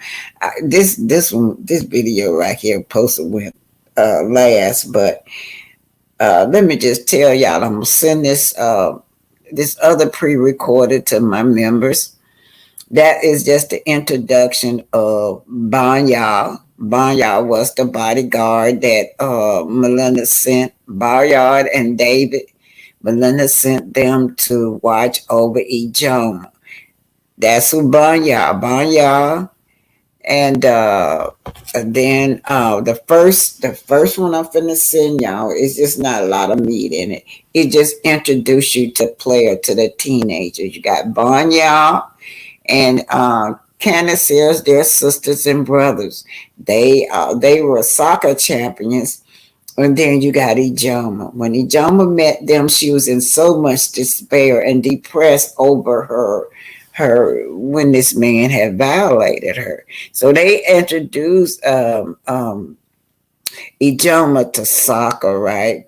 So anyway, in the large gym, they would be playing, and Miss Elizabeth went behind their backs and went to Coach Dave and betted on them. That said that there was a team down there in third class, a black Negro team, soccer team down there, and that they wanted to challenge them. So that's how they end up in a soccer match with Coach Dave and his team. Of course, they were winning. They were never able to score. That's when they couldn't kidnap Banya. Banya was the little boy, the teenager, and they kidnapped him and beat him up back there in that kitchen where Mom Annie was working, and that was when not Melinda. That was when his mama and that daughter had to take over the game because they had kidnapped Banya. But anyway, that first one that I'm sending y'all, that's what's on there. It's just the introduction of those teenagers and the introduction of when Coach Dave violated Ijoma, right? Okay, so we're almost at the end of this. I want to show y'all this video of the secret history of flooding black towns, y'all. This is what this is called. The American map, not by burning them down, but by hiding them underwater. Don't know what I mean? Well, let's find out in a segment called How Did We Get Here? This This is Lake Lanier. It's a lake in Forsyth County, Georgia, where people go swimming and boating and fishing and do a bunch of other lakey things. But before it was Lake Lanier, it was a town called Oscarville, Georgia. Now, Oscarville was a thriving, predominantly Black community with a church, a school, and dozens of homes until the year 1912 when a very bad thing happened. Oh, two very bad things. In 1912, two Black teenagers were accused of rape. They were tried, convicted, and sentenced to death in a single day. And after they were executed, a mob of white men terrorized, drove out, or killed all the Black people in the surrounding area. And they did that until the entire Black community of Oscarville disappeared. The county went from having over 1,000 Black residents in 1912 to 0 in 1920. That story is so sad, it makes this story look like a comedy. After the Black community had been run off, the white people of Forsyth County said, you know what we could use? A big old lake. So they made one, right where the town of Oscarville had just been. They flooded the area and literally covered up the entire town with water. This is what it looks like right now. But the town is still under there. The homes and churches and schools, they're still down there. And now people go boating on top of them. Compared to that, this is truly a rom-com. Now, you might be thinking, what a weird, isolated incident. But just like the rat who ate the pizza in the subway, this story is both crazy and common. Ever heard of Collegia, Alabama?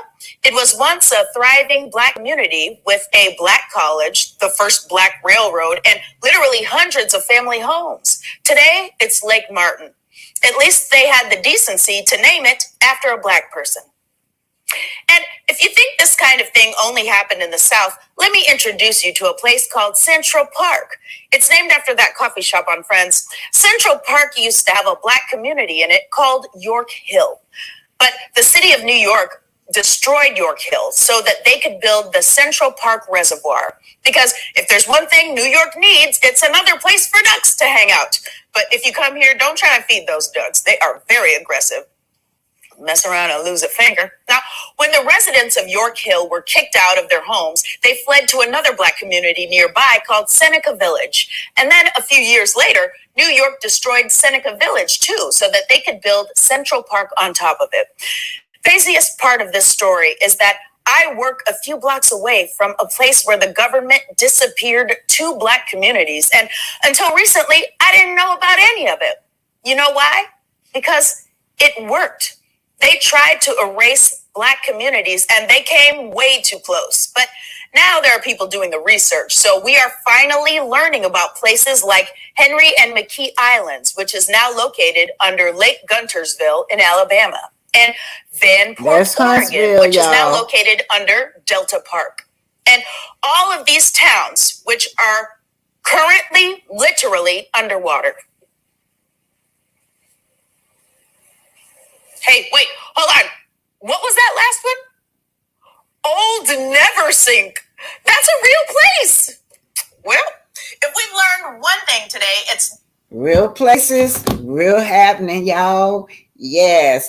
And when y'all read this book, Aunt Linda, she's going to be having all these visions of her ancestors. Something about that water where our ancestors' spirit is restless, you guys. You will have stories like in Lake Lanier where, people, they go boating up just to clear people now. Not Black people go, they can fish, they can do whatever they want to do on that lake. Nothing happened to them. But once a clear person put their foot in Lake Lanier, they just disappear. Was saying that, their spirits are restless. So, and then we got into that, you guys. Thank y'all so much. That's going to be the end of this presentation for Black women, you guys. We got to learn to love ourselves, and sometimes we have to learn to protect ourselves because don't look like, we don't have allies, and that's right. So let me read what some of you guys are saying over here, you guys. I saw a whole lot of interesting comments. Y'all could put something down if y'all want to. Do y'all know of any other communities that is buried under the lake. Marita, hi Marita, babe, how you doing today? Marita Gray, you guys know she's a content creator. I always tell y'all to go over there and patronize her. I usually catch her like early in the morning. She comes on real early. So if you're an early riser, that's where you need to be. Thanks for being here, Marita. Thank you, Pinky. Trending was here. Thank all y'all content creator. Marita Gray, Trending, Pinky. I thought I saw Ebony at first, the best here. But anyway, all y'all content creator, thank y'all. I thank you, Pastor Justice. Thank you for being here. Let's see. That was some interesting comment. Let's start with our leader. Nosa Rosa Brown, thank you for being a new member. Thank you, Pinky, for handling that troll. I don't even know who that person was, child. I don't even know that person, whoever she was. Alita Jordan, this was a common practice of those individuals just to take the land. I know it makes you very, very, very sad and makes you cry. And sometimes you cry and moan out loud because you know. Y'all be aware of them lakes. When y'all traveling and y'all see them man-made lakes, y'all ancestors is buried under there. I bet y'all just be traveling, especially when you call yourself going out of town. The lake is so beautiful. I used to love to look at the lakes. And now I look at it with my third eye. Because I'm awoke now. I know what has happened in this country with our ancestors. Yeah. I look at that lake and I be wondering who's down there, whose ancestors down there, y'all. They got graves under there. They got buses, church, street yard. They got whole towns under most of these man-made lakes. So look at that lake now in a different eye now when you ride past there. Lake Gunnersville ain't nothing but Huntsville, y'all. It takes you maybe about 15, 20 minutes to get to Gunnersville. It might be lesser than that. All these surrounding towns. But Lake Gunnersville is usually where all the clear people live at. Most of them, 90% of the clear people from Huntsville. And that's what you got down there under that lake. It's a whole town of people. Yeah. And then when that guy, one of my nephew-in-law told me he saw...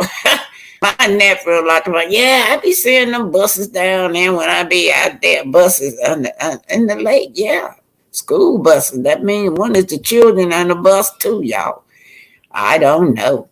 Thank you so much, Black Titanic, for my history learning. I really enjoyed it, but sometimes I cry and sometimes I got an angry face. Yeah, we gotta have feelings. We just can't keep on overlooking what happened to our ancestor. They want you to forget about what happened to your ancestor, but they don't forget about theirs, y'all. If y'all look at them, I tell y'all all the time, anytime you got money in your pocket, dollar bills, $5 bill, $10 bill, $20 bill, their ancestors is on there. They always remember their ancestors.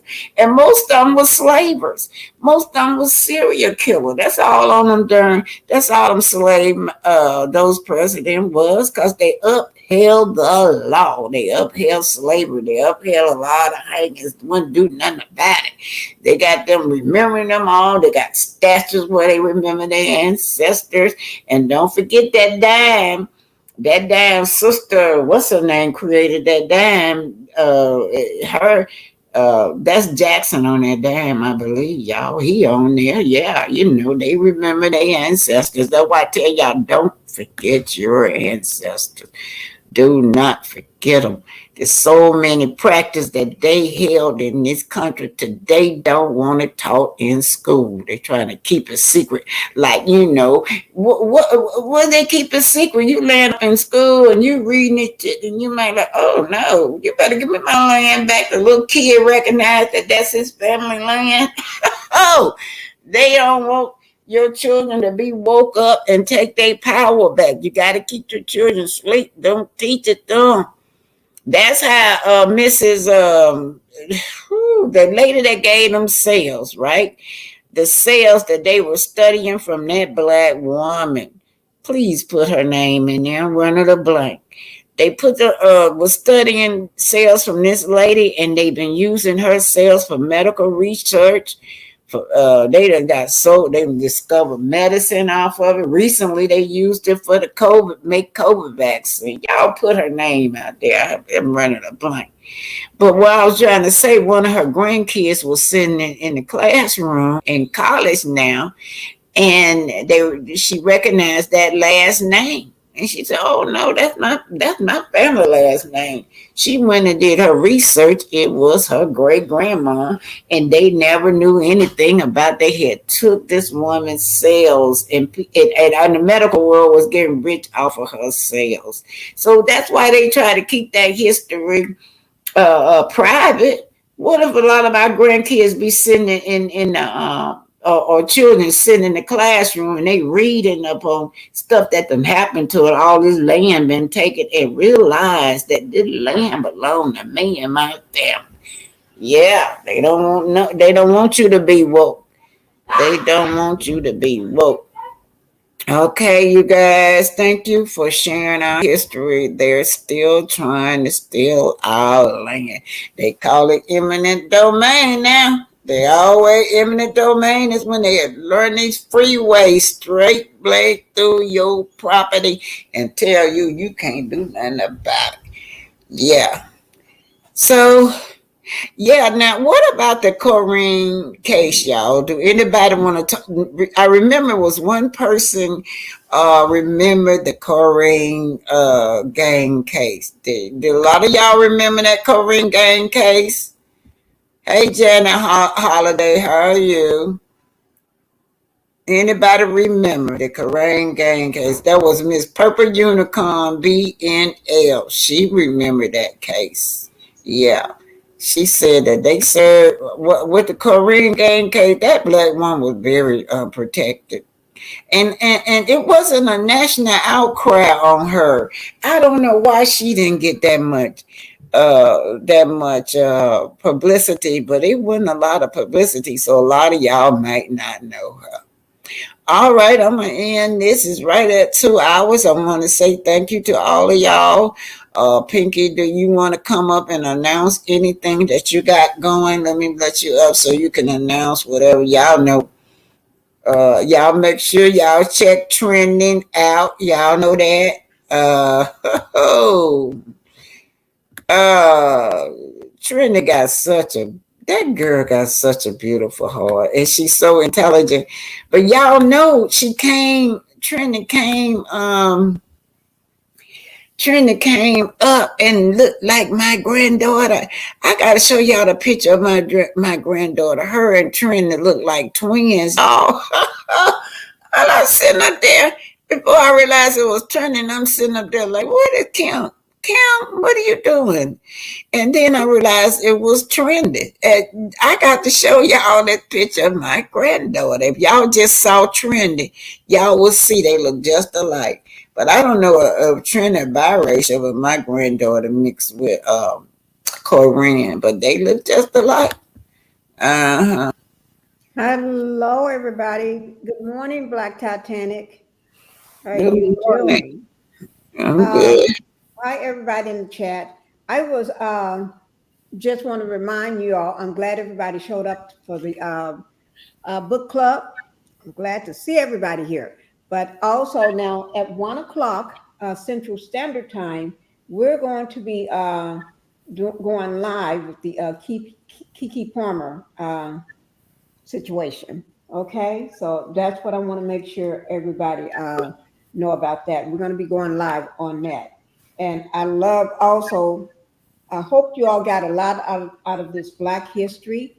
It was wonderful. It was wonderful. It makes you open your eyes because there's a lot of things. Hi, Martha Gray. How you doing? Hey, Pinky. Hey, Black Titanic. How are you? I'm doing just great. Yes. Marita Gray. Yes. Good afternoon. I just, I was just strolling and I stopped by and I was hearing what you were saying.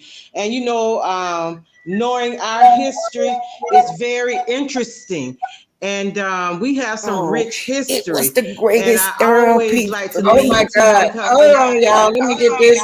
Then Miss Elizabeth I'm standing in sorry, Miss center of the Marita. court with Let a me get this on. loudspeaker. She announces the purpose of this game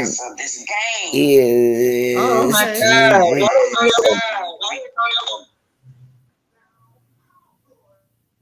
Ooh, let me get this off. I didn't pop back off. I had it down. It still was backstage. Okay, go ahead on, Miss Marita.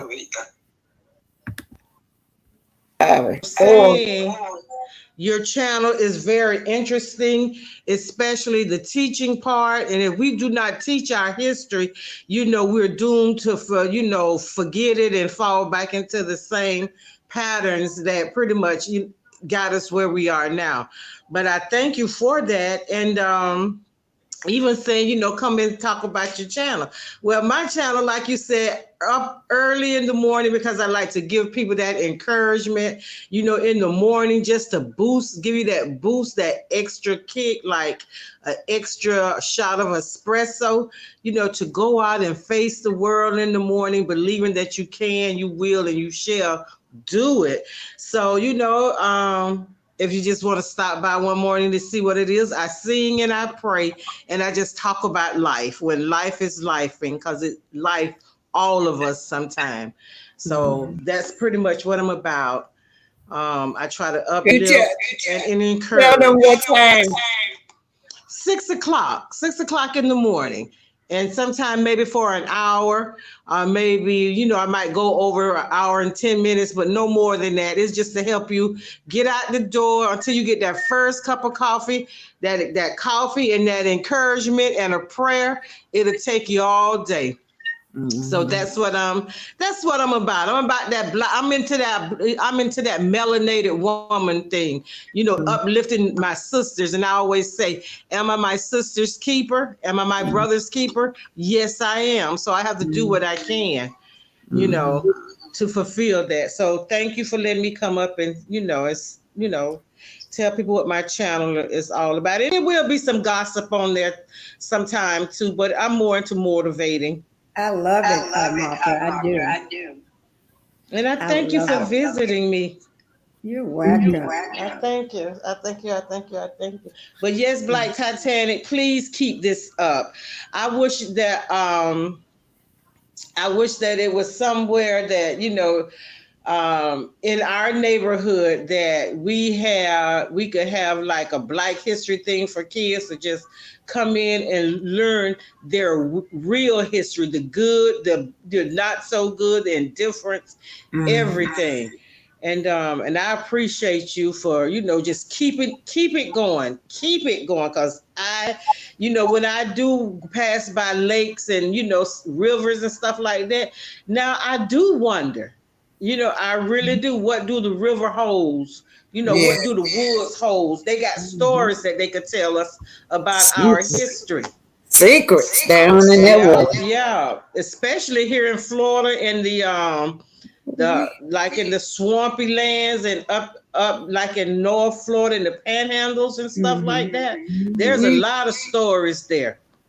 You know what? Also, it made me just think of as you all was talking.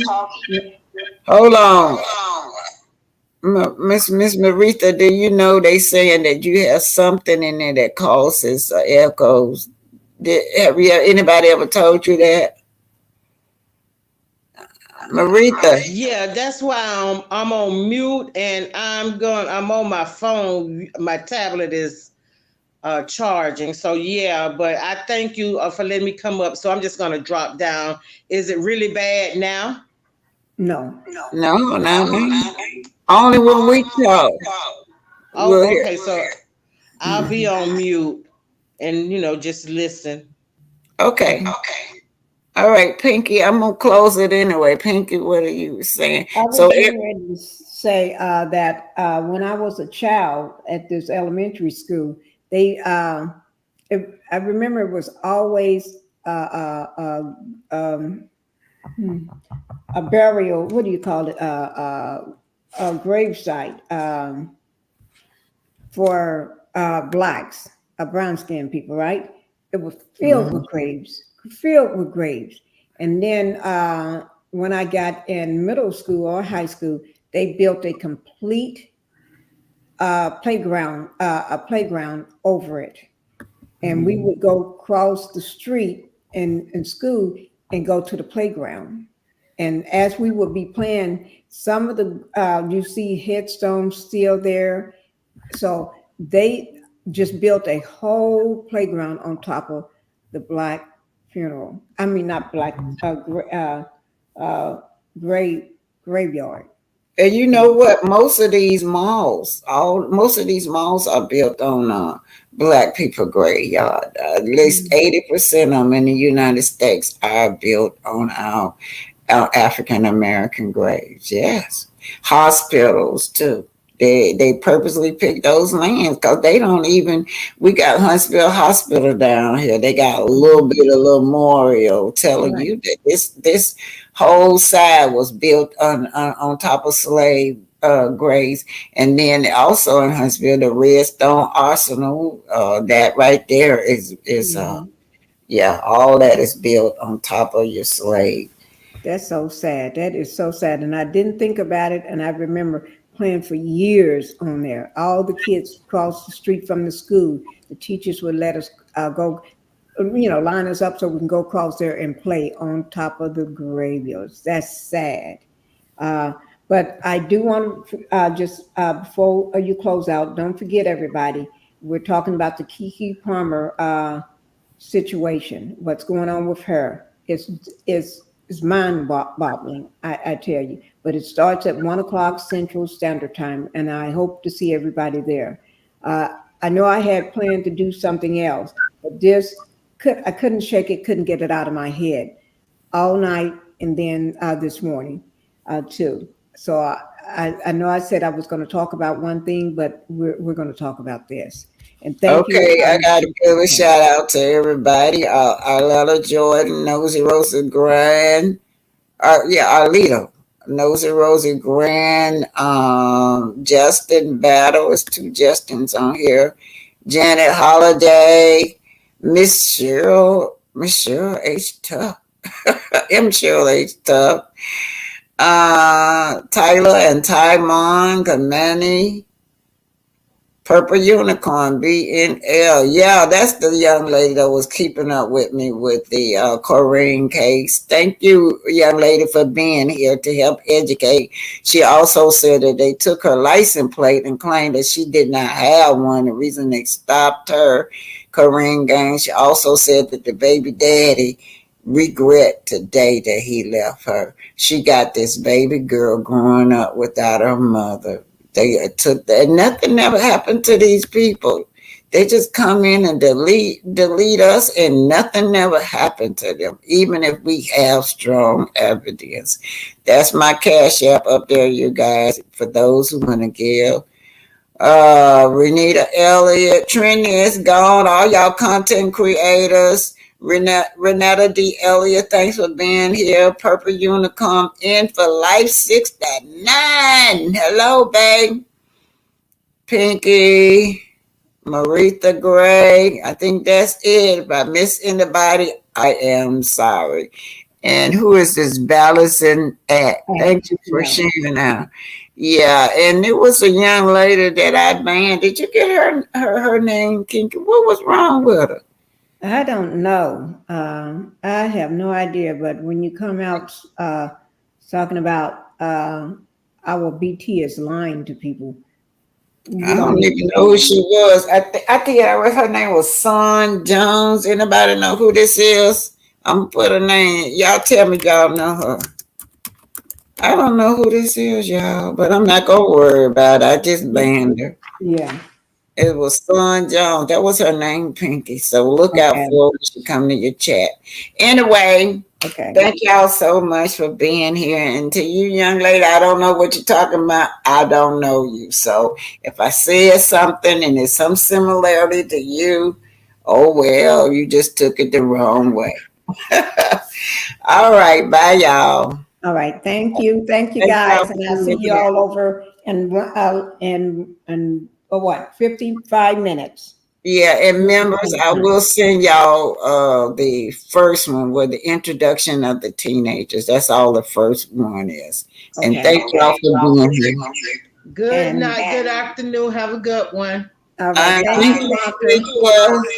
Okay, I'll be bye-bye, watching everybody. for you Love you. tomorrow. I gotta play catch up too on your channel.